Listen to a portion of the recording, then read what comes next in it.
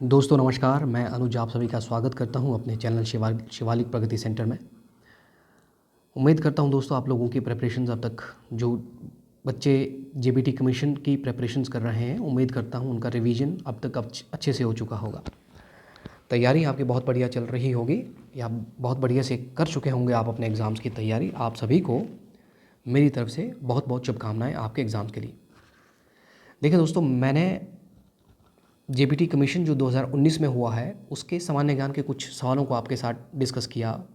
सामान्य ज्ञान का जो पोर्शन है उसको मैंने आपके साथ डिस्कस किया, जिसमें तकरीबन 7 या 8 वीडियोज़ मैंने, ये शायद 8वां वीडियो है, लास्ट वीडियो, वो आपके साथ में कुछ सवालों को मैं भी डिस्कस कर रहा हूँ। मैंने आपको कहा था कि आप अपने असेसमेंट कीजिए कि आपके एग्ज़ाम की प्रिपरेशन कैसी हो चुकी है। तो जैसे मैंने आपको बताया था कि मैं कोशिश करूँगा कि आपका एग्ज़ाम होने से पहले पहले मैं आपको ये ख़त्म कर दूंगा ये सीरीज़। तो चलिए आज इसका लास्ट वीडियो डिस्कस कर रहा हूँ आपके साथ, आपका ज़्यादा वक्त ना लेता हुआ। क्वेश्चन नंबर 156 देखते हैं। क्वेश्चन नंबर 156 है, हिमाचल प्रदेश का कौन सा मंदिर भगवती चिन्मस्तिका के लिए प्रसिद्ध है? Option A Jwalamukhi, option B Baglamukhi, option C Chintpurni और ऑप्शन डी ब्रिजेश्वरी। तो इस सवाल का जो सही जवाब है दोस्तों वो है ऑप्शन सी। जो ऑप्शन सी है चिंतपूर्णी जो मंदिर है ये चिन्मस्तिका के लिए प्रसिद्ध है दोस्तों। जो सती के जो 51 शक्तिपीठों में से ये एक है मंदिर, ध्यान रखिएगा, क्योंकि ऐसा माना जाता है कि यहाँ पे सती का जो सिर यहाँ पे गिरा था। तो इसके लिए माता चिंतपूर्णी जो है, जिसको ऐसा माना जाता है कि भाई ये चिंताओं से मुक्त करती हैं, इस मंदिर में माता चिंतपूर्णी को पिंडी के रूप में पूजा जाता है। और अगर मैं बात करूं कि भारत में जो सती के जो टोटल जो शक्तिपीठ 51 शक्तिपीठ में, उसमें से 5 हिमाचल प्रदेश में है। एक तो आपका ज्वालामुखी हो गया, दूसरा चिंतपूर्णी है और तीसरा ब्रिजेश्वरी है। चिंतपूर्णी का मंदिर ऊना में है और ये जो ब्रिजेश्वरी और ज्वालामुखी ये कांगड़ा में है। इसके अलावा जो 2 और शक्तिपीठ बचते हैं, एक है नैना देवी ये बिलासपुर में है, और 5वां जो शक्तिपीठ है दोस्तों उसका नाम है चामुंडा मंदिर। तो ये भी कांगड़ा में ही है, ध्यान रखिएगा दोस्तों। मैंने आपके साथ इससे पहले जो जेबीटी टैट का आपके साथ क्वेश्चन पेपर डिस्कस कर रहा था मैं शायद, या फिर हो सकता है यही जेबीटी कमीशन जो पेपर आपके साथ, यही मेरे ख्याल से मैं आपके साथ डिस्कस कर रहा था। मैंने आपको बताया था कि आर्ट एंड कल्चर या जो कला और संस्कृति जो पोर्शन है उसमें से एग्ज़ाम में सवाल बनते हैं, चाहे वो हिमाचल प्रदेश के हों या फिर इंडिया के हों। हिमाचल प्रदेश के आपको ज़्यादा देखने हैं क्योंकि सवाल आने की संभावना एग्ज़ाम में बहुत हैं दोस्तों। अब देखिए ये जो क्वेश्चन पेपर है इसमें से मैं देख पा रहा हूँ कि 4 या 5 क्वेश्चन ये आर्ट एंड कल्चर पर ही है। क्वेश्चन नंबर 56 मंदिरों पर है, क्वेश्चन नंबर 57 ये देखिए लोक नृत्य पर है, और क्वेश्चन नंबर 158 देखिए ये आपको पूछा झुरी गान, ये भी लोक नृत्य लोक गान से है। और इसके बाद गुरु घंटाल आपको पूछा गया है कि भाई ये मेला कहाँ पे मनाया जाता है, तो कौन से महीने में मनाया जाता है। इस तरह से 4-5 क्वेश्चन अगर आपको एक ही क्वेश्चन पेपर में कला और संस्कृति वाले पोर्शन से आ रहे हैं तो आप समझ सकते हो कि आर्ट एंड कल्चर का वेटेज एग्ज़ाम में काफ़ी रहता है। तो इनको एग्ज़ाम में जाने से पहले दोस्तों ज़रूर देखा करें। चलिए देखते हैं नेक्स्ट क्वेश्चन। और नेक्स्ट क्वेश्चन, और ये जो बगलामुखी मंदिर है अगर आपको पूछा जाए तो बगलामुखी मंदिर जो है ये ज़िला कांगड़ा में है, कांगड़ा के वनखंडी में है ये। और अब यहाँ पे कुछ एक और सवाल मैं आपको बताना चाहूँगा। जो ब्रिजेश्वरी मंदिर है दोस्तों, इस मंदिर को बार बार लूटा गया है। अगर हम मध्यकालीन भारत देखेंगे तो 1009 ईस्वी पे महमूद गजनबी आया, उसने ब्रिजेश्वरी या और जो ज्वालामुखी मंदिर है इनको लूट लिया। 1337 में मोहम्मद बिन तुगलक, और 1360 के दशक में फिरोज शाह तुगलक आया। वो यहाँ ब्रिजेश्वरी मंदिर और ज्वालामुखी मंदिर को लूट करके यहाँ से काफ़ी ज़्यादा वो धन संपत्ति यहाँ से ले गया। इवन ऐसा कहा जाता है कि जो ज्वालामुखी का जो मंदिर है, इस मंदिर से फिरोज शाह तुगलक ने 1300 संस्कृत के ग्रंथ यहाँ से लेके गया और बाद में उनका उसने फ़ारसी में ट्रांसलेशन कर दिया। और फ़ारसी में जो अनुवाद किया गया उस व्यक्ति का नाम है अजुद्दीन खालिदानी के द्वारा उनका फ़ारसी भाषा में, संस्कृत ग्रंथों का फ़ारसी भाषा में ट्रांसलेशन किया गया। दिलाई ए फिरोशाही में इस चीज़ का जिक्र किया गया है। तो इस तरह से एग्ज़ाम में सवाल बनते हैं, ध्यान रखिएगा। मैं पहले भी ये चीज़ आपके साथ डिस्कस कर चुका हूँ। चलिए नेक्स्ट क्वेश्चन है क्वेश्चन नंबर 157 और क्वेश्चन नंबर 157 है कि हिमाचल प्रदेश की किस जनजाति द्वारा परंपरागत नृत्य डंडारस किया जाता है। ऑप्शन ए है दोस्तों, ऑप्शन ए है किन्नौरी, ऑप्शन बी है लाहौली, माफ़ करें दोस्तों, चलिए ऑप्शन थे इसके क्वेश्चन नंबर 157 किन्नौरी, लाहौली, गद्दी और इनमें से कोई नहीं। देखें दोस्तों, ये जो नृत्य है डंडारस ये गद्दी जनजाति के द्वारा किया जाता है और इस नृत्य की खास बात यह है कि इसमें सिर्फ पुरुष भाग लेते हैं। और गद्दी जो ट्राइब है ये अधिकांश मुख्य रूप में हिमाचल प्रदेश में आपको पूछा जाए कि कौन से ज़िले में है तो ये चंबा में सर्वाधिक है गद्दी, इनके द्वारा किया जाता है डंडारस नृत्य। और भी नृत्य आपको देखने हैं, उनकी विशेषता देखनी है। जैसे आपको सवाल पूछा जाए, जैसे एक नृत्य है दोस्तों, उसका नाम है जमाकड़ा, उसका नाम है जमाकड़ा। तो ये जो जमाकड़ा डांस है ये कांगड़ा में जो युवतियों के द्वारा किया जाता है, केवल युवतियां ही इसमें भाग लेती हैं। और आपको सवाल पूछा जाए, एक और नृत्य है, इसका नाम है डांगी नृत्य, इस नृत्य का नाम है डांगी। ये भी हिमाचल प्रदेश में जो चंबा ज़िला है यहाँ पे जो गद्दी जनजाति है वहाँ पे महिलाओं के द्वारा ही, इसमें केवल महिलाएं ही भाग लेती है। सवाल आपको पूछा जा सकता है बुढ़ा, ठीक है, बुढ़ा जो है ये आपको सवाल पूछा जा सकता है किस ज़िले में मनाया जाता है, किस ज़िले का प्रसिद्ध लोक नृत्य है, तो ये आपका शिमला और सिरमौर के क्षेत्र में ये नृत्य किया जाता है। इस तरह से दोस्तों लोक नृत्य, लोक गायन, लोक नाटक, बहुत सारे सवाल हैं, इवन आपके मेले, ठीक है, आर्ट एंड कल्चर का जो पोर्शन है, बहुत सारे सवाल हैं जिनको आपको देखना है किस तरह की प्रथाएं हिमाचल प्रदेश में है, वो आपको एग्ज़ाम में पूछे जा सकते हैं, सवाल बहुत बन जाते हैं यहाँ से। चलिए नेक्स्ट क्वेश्चन देखते हैं और क्वेश्चन नंबर 158 है कि झुरी गान हिमाचल प्रदेश के किस ज़िले में अधिक लोकप्रिय है। Option A Sirmaur, option B Mahasu, option C A और बी दोनों, ऑप्शन डी इनमें से कोई नहीं। तो इस सवाल का जो सही जवाब है वो ऑप्शन सी है। ये झुरी गान है ये सिरमौर के और शिमला ज़िले के कुछ क्षेत्रों में झुरी गान, ये लोक नृत्य, लोक गान जो है ये गाया जाता है। क्वेश्चन नंबर 159 है लाहौल घाटी में किस महीने में गुरु घंटाल उत्सव मनाया जाता है।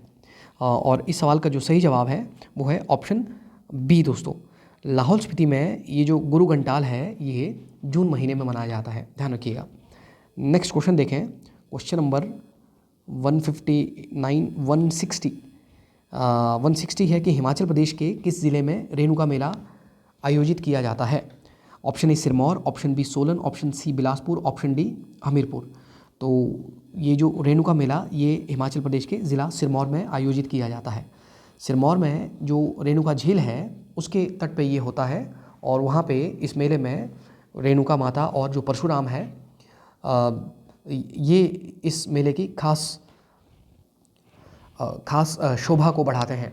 तो इवन आपको परशुराम और रेणुका के बीच में संबंध पूछे जाते हैं। तो रेणुका जो है, रेणुका परशुराम जी की माताजी हैं और परशुराम जी के पिताजी जो थे वो ऋषि जन्मदग्नि थे। कई बार एग्ज़ाम में सवाल पूछते हैं, ध्यान रखिएगा। और ये जो मेला है रेणुका मेला ये नवंबर महीने में मनाया जाता है। कई बार इस तरह से भी आपको सवाल पूछे जाते हैं कि ये प्रसिद्ध जो मेले हैं हिमाचल प्रदेश के वो कौन से महीने में मनाए जाते हैं, तो ध्यान रखना। इवन आपको सवाल पूछा जा, जैसे एक और सवाल है लवी मेला। ये लवी मेला जो है ये हिमाचल प्रदेश का सबसे व्यापारिक मेला है, सबसे पुराना व्यापारिक मेला है, माफ़ करना। तो इस तरह से अलग अलग तरह से आपको सवाल पूछ सकते हैं एग्ज़ाम में जाने से पहले, ज़रूर जाके देखिए।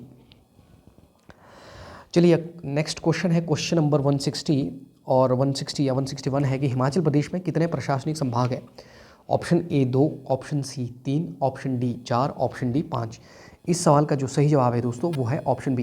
हिमाचल प्रदेश में जो एडमिनिस्ट्रेटिव डिविजन्स हैं वो 3 हैं और उन तीनों में सबसे बड़ा अगर आपको पूछा जाए, सबसे बड़ा एडमिनिस्ट्रेटिव डिवीजन, सबसे बड़ा प्रशासनिक संभाग जो है वो मंडी है, क्योंकि इसमें डिस्ट्रिक्ट मंडी है, डिस्ट्रिक्ट कुल्लू है, लाहौल स्पीति है, इवन डिस्ट्रिक्ट आपका बिलासपुर है और 5वां जो ज़िला है इसमें वो है आपका हमीरपुर। ये 5 ज़िले हैं। उसके बाद जो दूसरा जो प्रशासनिक डिवीज़न है वो है आपका शिमला, वो है शिमला। शिमला में आपका एक तो शिमला डिस्ट्रिक्ट आएगा, फिर आपका किन्नौर डिस्ट्रिक्ट आएगा, फिर आपका सोलन डिस्ट्रिक्ट आएगा, फिर आपका सिरमौर आएगा। और जो तीसरा जो प्रशासनिक संभाग है हिमाचल प्रदेश में वो है आपका कांगड़ा, वो कांगड़ा है। कांगड़ा में एक तो ज़िला कांगड़ा आ गया, दूसरा चंबा आ गया और तीसरा ऊना आ गया। तो कांगड़ा प्रशासनिक संभाग हिमाचल प्रदेश का छोटा प्रशासनिक संभाग है और सबसे बड़ा पूछा जाए तो मंडी, इस तरह से भी आपको एग्जाम में सवाल बन सकते हैं। चलिए नेक्स्ट क्वेश्चन है क्वेश्चन नंबर 162, और क्वेश्चन नंबर 162 है कि हिमाचल प्रदेश, माफ़ करना, किस वर्ष हिमाचल प्रदेश की प्रथम विधानसभा गठित हुई थी? Option A 1951, option B 1952, option C 1953, option D 1954। इस सवाल का जो सही जवाब है दोस्तों वो ऑप्शन बी है। हिमाचल प्रदेश में 1952 में पहली विधानसभा गठित की गई थी। देखिए दोस्तों, हिमाचल प्रदेश में पहली विधानसभा जो गठित की गई वो 1952 में की गई। लेकिन यहाँ से कुछ और भी आपको एग्ज़ाम में सवाल बनते हैं, कुछ सवाल जो आपको एग्ज़ाम में पूछे जाते हैं। अगर आपको ध्यान होगा, अगर आपने पढ़ा होगा अब तक, कि जो हिमाचल प्रदेश के पहले मुख्यमंत्री थे डॉक्टर वाई.एस. परमार, एक बार एग्ज़ाम में सवाल पूछा गया, डॉक्टर वाई.एस. परमार ने मुख्यमंत्री के रूप में कब शपथ ली है? तो इन्होंने मार्च 1952 में मुख्यमंत्री के रूप में शपथ ली है और हिमाचल प्रदेश के पहले मुख्यमंत्री बने डॉक्टर वाई.एस. परमार। तो जब इन्होंने मुख्यमंत्री के रूप में 1952 में शपथ ली है तो इसका अर्थ ये है कि पहली विधानसभा भी 1952 में ही गठित की गई, ध्यान रखना। लेकिन हिमाचल प्रदेश में जो चुनाव हुए हैं वो 1951 में हुए हैं। जो चुनाव पहली बार जो लोकसभा के और विधानसभाओं के चुनाव एक साथ हुए, तो जो चुनाव हैं, जो लोकसभा के चुनाव, उनको कुछ समय पहले ही कर दिया गया था हिमाचल प्रदेश में। अदरवाइज़ भारत में, पूरे भारत में पहली बार अगर आपको सवाल पूछा जाए लोकसभा के चुनाव कब आयोजित किए गए, तो इसका आंसर 1952 हो जाएगा। लेकिन हिमाचल प्रदेश में अगर पूछा जाए लोकसभा के चुनाव तो आंसर हो जाएगा 1951। और भारत के जो पहले वोटर हैं दोस्तों वो श्याम शरण नेगी हैं, वो हिमाचल प्रदेश से ही हैं। ये इसी वजह से, बिकॉज हिमाचल प्रदेश में चुनाव थोड़ा पहले करवाए गए। चलिए क्वेश्चन नंबर 61 देखते हैं। क्वेश्चन नंबर 64 है कि क्वेश्चन नंबर 63 है, हिमाचल प्रदेश में पहली बार किस वर्ष राष्ट्रपति शासन लगाया गया? दोस्तों ये क्वेश्चन पेपर है, इसकी क्वालिटी थोड़ी ठीक नहीं है, इसके लिए मैं माफ़ी चाहता हूँ। तो चलिए इस क्वेश्चन के ऑप्शन देखते हैं। 1977 ऑप्शन बी है, 1980 ऑप्शन सी है, 1982 और ऑप्शन डी है 1996। तो इस सवाल का जो सही जवाब है दोस्तों वो ऑप्शन ए है। हिमाचल प्रदेश में राष्ट्रपति शासन जो है सबसे पहली बार 1977 में लगाया गया। देखिए दोस्तों, जो राष्ट्रपति शासन है, जो आपातकाल है, इसको मैं आपसे थोड़ा सा डिस्कस करूंगा। जो आपातकाल है, आपातकाल 3 तरह का है। एक है राष्ट्रपति शासन, माफ़ करें, एक है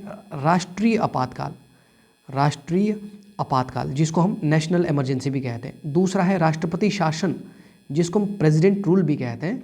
और तीसरा है वित्तीय आपातकाल। राष्ट्रीय आपातकाल भारत में 3 बार लगा।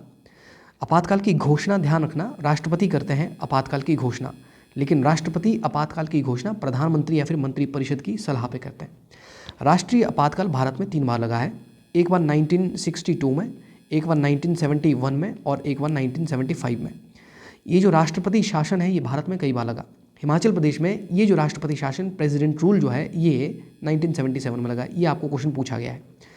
और सबसे पहले ये 1951 में पंजाब में लगा था और ये कई राज्यों में लगा हुआ है। वित्तीय आपातकाल अब तक भारत में लगा नहीं है।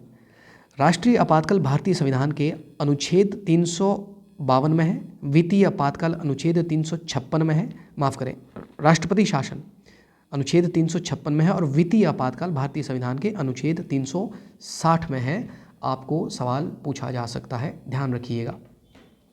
इवन आपको सवाल पूछा जा सकता है जो इमरजेंसी है, आपातकाल भारतीय संविधान के कौन से भाग में है? तो आपातकाल भारत के संविधान के भारतीय संविधान के भाग 18 में है। भाग 18 और अनुच्छेद मैंने आपको बता दिए। चलिए अगला क्वेश्चन है question number 164।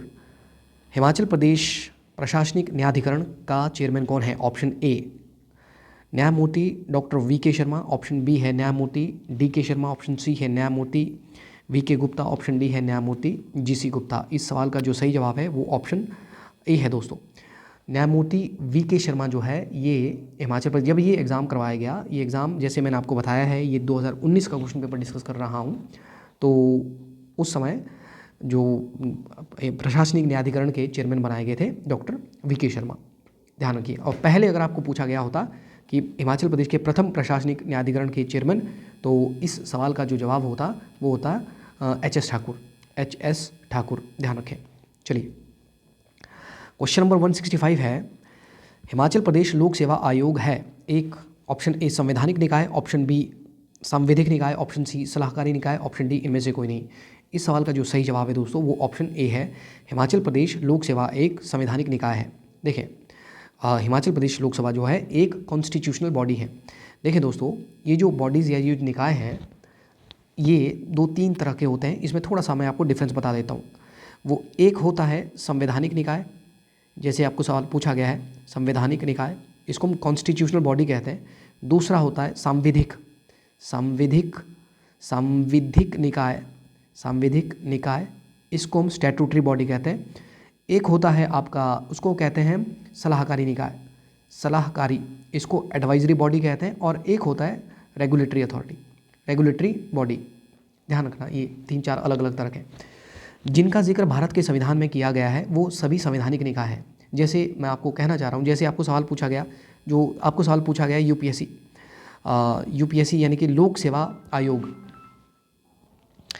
Union public service commission. तो ये यूनियन पब्लिक सर्विस कमीशन जो है ये भारतीय संविधान के अनुच्छेद 315 में है, यानी कि भारत के संविधान में इसका जिक्र किया गया है। भारतीय संविधान का अनुच्छेद 315 ये कहता है कि मतलब उसमें जिक्र किया गया है कि लोक निर्माण, माफ़ करें, जो मैं आपको ये समझाना चाह रहा हूँ कि अनुच्छेद 315 में जो लोक सेवा आयोग है उसके गठन के बारे में है। उसके तहत ही लोक सेवा आयोग, संघ लोक सेवा आयोग का गठन किया गया है। और उसमें ये भी लिखा है कि प्रत्येक राज्य में एक राज्य लोक सेवा आयोग होगा। यही आपको सवाल पूछा गया है। इसके अलावा और जो संवैधानिक निकाय है जो भारत के संविधान में है, उनमें जैसे आपको पूछा गया चुनाव आयोग, जो चुनाव आयोग है मैंने पहले भी आपको बताया है, भारतीय संविधान का अनुच्छेद 324 चुनाव आयोग है, ये संवैधानिक निकाय है। वित्त आयोग संविधान का आर्टिकल 280, ये भी संवैधानिक निकाय है। इवन जो कैग है, controller and auditor general of India, भारतीय संविधान का आर्टिकल 148 कैग के बारे में है, ये भी संवैधानिक निकाय है। इवन जो SC ST या जो बैकवर्ड क्लासेस के लिए जो आयोग है, पिछड़ा वर्ग आयोग, वो भी भारत में संवैधानिक निकाय है। ध्यान रखना, आपको ये सवाल पूछे जा सकते हैं।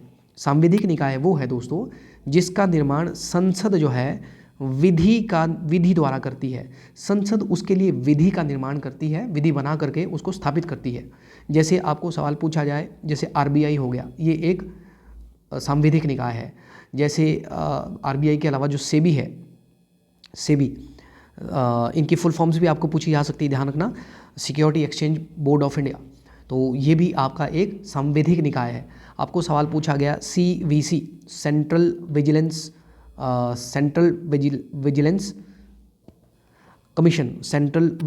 कमीशन, केंद्रीय सतर्कता आयोग, ये भी एक सांविधिक निकाय है। इवन महिला आयोग, राष्ट्रीय मानव अधिकार आयोग, ये सभी के सभी सांविधिक निकाय है।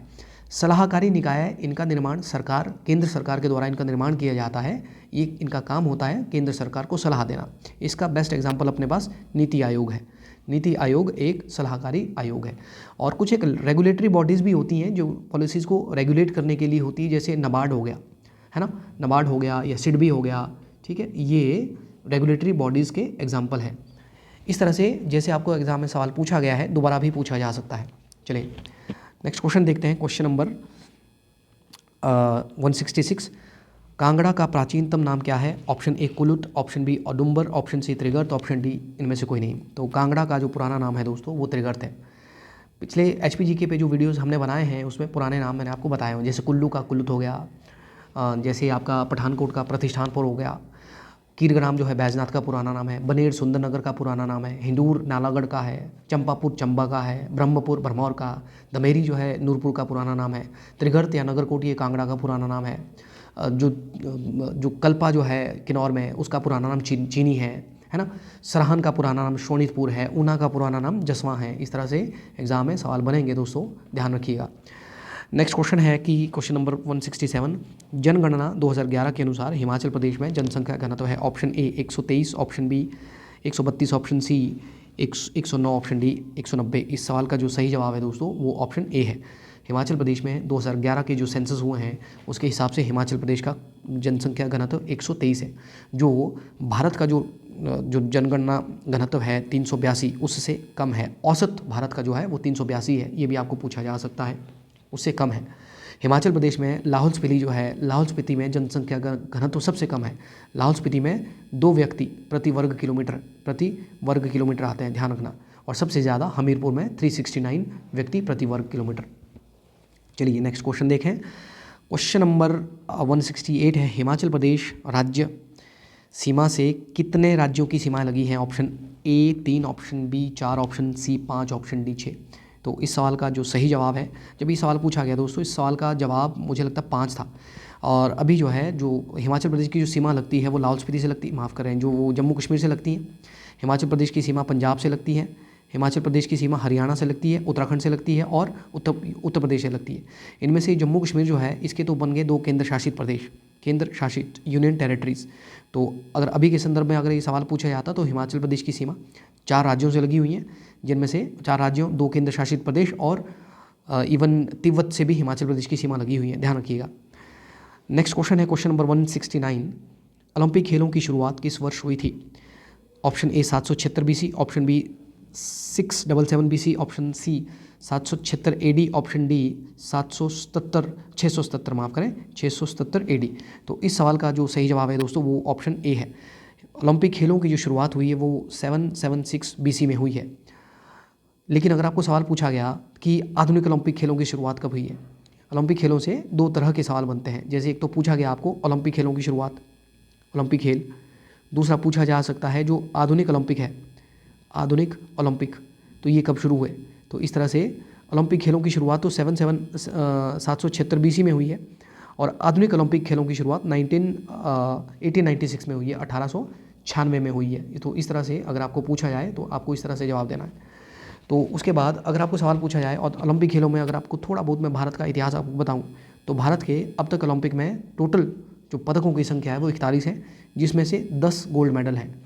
10 में से 8 जो हैं ये हॉकी में ही हैं और 2 व्यक्तिगत हैं। एक तो अभिनव बिंद्रा है, अभिनव बिंद्रा शूटिंग में ये गोल्ड मेडल लेके आए हैं इंडिया के लिए, और दूसरे नीरज चोपड़ा। मैंने ओलंपिक में पिछले वीडियोज़ हैं उनमें डिटेल में बात की है, लेकिन अभी मैं कुछ एक सवाल आपको बता देता हूँ करंट के।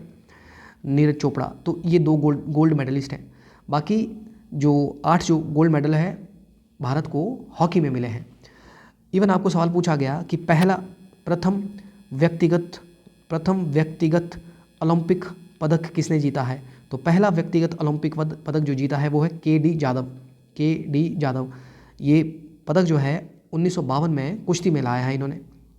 और अगर आपको सवाल पूछा जाए पहली महिला व्यक्तिगत ओलंपिक पदक विजेता, तो इसका आंसर हो जाएगा कर्णम मल्लेश्वरी, वेट लिफ्टिंग में लेके आई थी। आपको सवाल पूछा जाए कि 2024 में जो ओलंपिक हुए हैं, 2024 में जो ओलंपिक हुए हैं, पेरिस में हुए हैं 2024 के ओलंपिक, ध्यान रखना ये भी पूछा जा सकता है, कितने पदक भारत ने जीते हैं 2024 के पेरिस ओलंपिक में। तो 2024 में हमने 6 ओलंपिक पदक जीते हैं। उससे पहले भारत के पास ओलंपिक में पदकों की संख्या होती थी 35, अभी हो गई है 41। इन 6 को मिला दें तो इन 6 में दोस्तों एक तो नीरज चोपड़ा है। नीरज चोपड़ा ये भारत में सबसे कामयाब ओलंपियन है। ध्यान रखना कि इन्होंने 2020 में जो ओलंपिक हुए थे टोक्यो में, उसमें गोल्ड मेडल आया था और 2024 में सिल्वर मेडल। भारत में 2024 में जो ओलंपिक हुए हैं इसमें एक ही सिल्वर मेडल है, बाकी सभी ब्रॉन्ज है। 2 पदक जो है मनु भाकर लेके आई हैं, एक मनु भाकर सोलो लेके आई हैं और एक मनु भाकर सरबजोत सिंह के साथ शूटिंग में लेके आई हैं। इसके अलावा अमन सहरावत यंगेस्ट ओलंपियन है भारत के कुश्ती में, वो भारत के लिए ब्रॉन्ज मेडल लेके आए। एक और ओलंपियन है, उनका नाम है स्वप्निल कुसाले, शूटर हैं स्वप्निल कुसाले, ठीक है, महाराष्ट्र के हैं, शूटर हैं, शूटिंग में निशानेबाजी में ये ओलंपिक पदक लेके आए। और एक हॉकी में भी हम ब्रॉन्ज मेडल लेके आए। 2020 में जो ओलंपिक हुए थे उसमें भी हमने हॉकी में ब्रॉन्ज मेडल जीता था, इस बार भी हॉकी में ब्रॉन्ज मेडल जीता है। तो इस तरह से 2024 के जो ओलंपिक हैं उनमें हमने 6 पदक जीते हैं कुल मिला करके। और अगर पूछा गया कि 2028 के ओलंपिक खेल कहाँ पे होंगे, तो वो होंगे लॉस एंजल्स USA में, ध्यान रखना ये भी आपको सवाल पूछा जा सकता है USA। चलिए नेक्स्ट क्वेश्चन देखते हैं। क्वेश्चन नंबर 169 है दोस्तों, क्वेश्चन नंबर 170 है कि प्रथम एशियाई खेल कहाँ पे हुए थे। Option A Manila, option B Jakarta, option C नई दिल्ली, ऑप्शन डी काठमांडू। तो इस सवाल का जो सही जवाब है वो ऑप्शन सी है। पहले एशियाई खेल आयोजित किए गए थे 1951 में और इनको दिल्ली में खेला गया। 1951 में दिल्ली में खेला गया। खेलों से यूजुअली एग्ज़ाम में सवाल बनते हैं। जैसे आपको सवाल पूछा गया होता कि पहले जो कॉमनवेल्थ गेम होते हैं, पहले जो राष्ट्रमंडल खेल हैं वो कब खेले गए? राष्ट्रमंडल खेल, तो राष्ट्रमंडल खेल सबसे पहले 1930 में कनाडा में खेले गए हैं। ध्यान रखना, कनाडा में खेले गए हैं।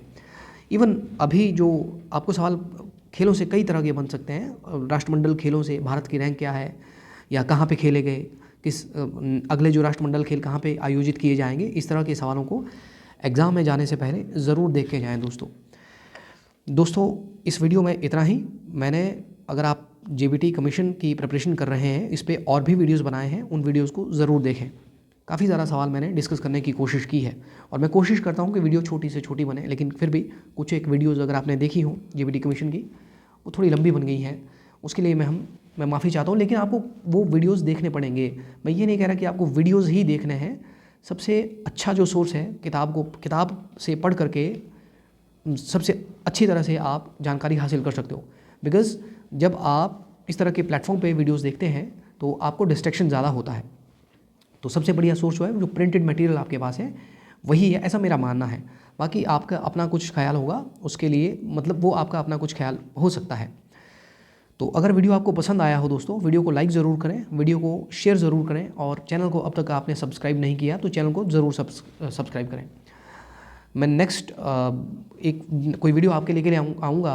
हो सकता है वो जेबीटी टैट का, जैसे मैं आपके साथ जेबीटी टैट के जो एग्ज़ाम होते हैं उनको डिस्कस करता हूँ, या हो सकता है मैं सोच रहा हूँ पटवारी का जो एग्ज़ाम अभी होना है, तो पटवारी पर ही कुछ वीडियोज़ मैं बनाऊँगा। पटवारी के एग्ज़ाम पे जो पुराने जो एग्ज़ाम हुए हैं पटवारी के, उनमें जो सामान्य ज्ञान का जो पोर्शन है उसको डिस्कस करूँगा आपके साथ। तो देखता हूँ जल्द ही आपके लिए एक और नया वीडियो लेकर के ज़रूर आऊँगा दोस्तों। तब तक के लिए इजाज़त दीजिए। नमस्कार, जय हिंद, जय भारत।